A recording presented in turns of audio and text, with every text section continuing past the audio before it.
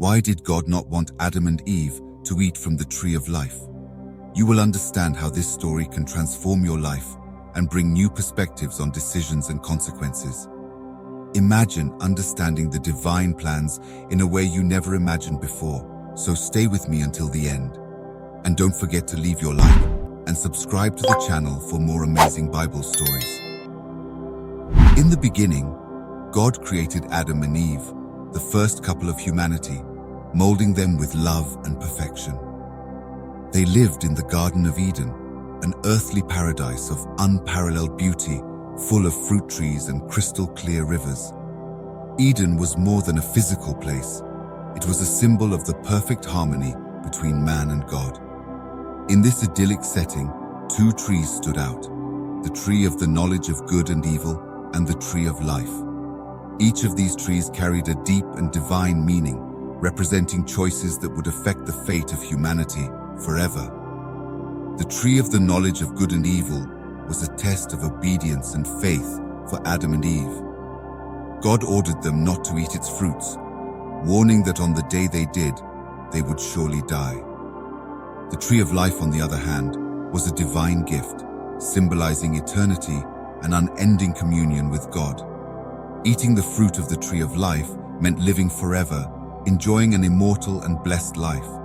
This tree not only sustained physical life, but also represented spiritual life in its fullness, an eternal life alongside the Creator. Theologically, the tree of life is seen as a sign of the divine promise of eternal life. In other biblical passages, the tree of life is mentioned in the book of Revelation, where its leaves are for the healing of the nations, showing that its significance transcends time and extends to the end of time. The presence of this tree in Eden was a constant reminder of God's grace and love, offering Adam and Eve the opportunity for an immortal existence in His presence. This tree is a powerful symbol of the life that God desires to give to all who seek Him sincerely. Comparing with other biblical references, we see that the tree of life continues to be a symbol of hope and renewal. In Proverbs, it is associated with wisdom and the fruit of righteousness, showing that its significance goes beyond the physical, encompassing the spiritual and moral as well.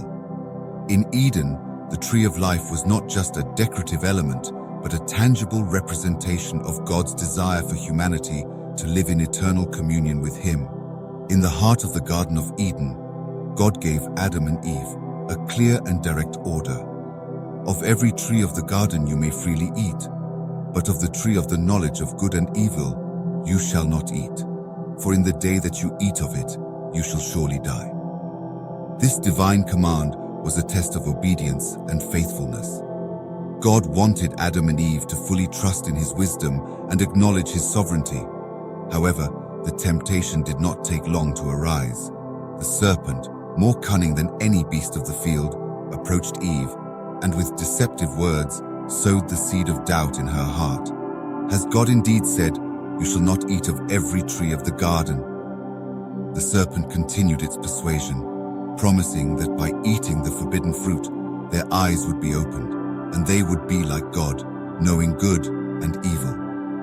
Eve, attracted by the fruit's desirable appearance and the promise of wisdom, succumbed to temptation and ate.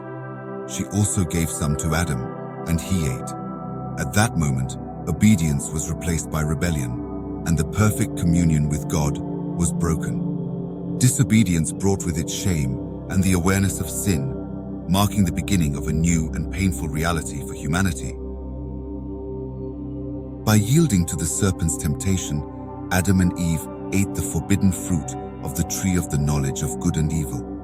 Immediately, their eyes were opened, and they realized they were naked, feeling shame for the first time.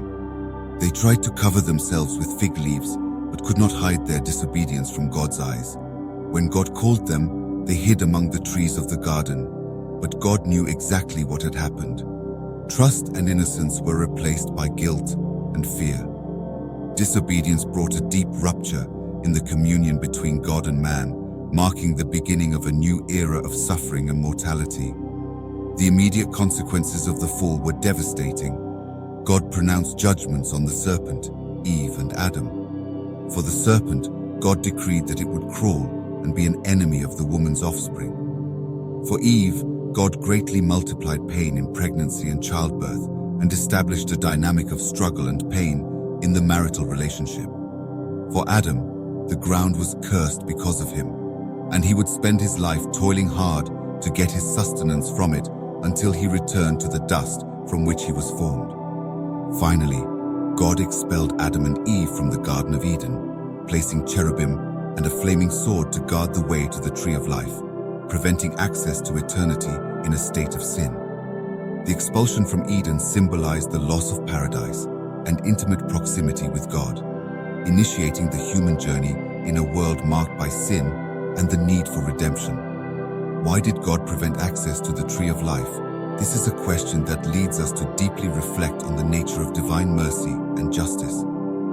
When Adam and Eve disobeyed, God, in his infinite wisdom, saw that allowing them to eat from the tree of life in that state of sin would be an act of extreme cruelty.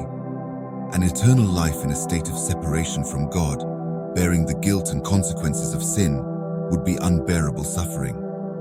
Preventing access to the tree of life was therefore an act of mercy, protecting humanity from an eternity without redemption and without hope of reconciliation with the Creator.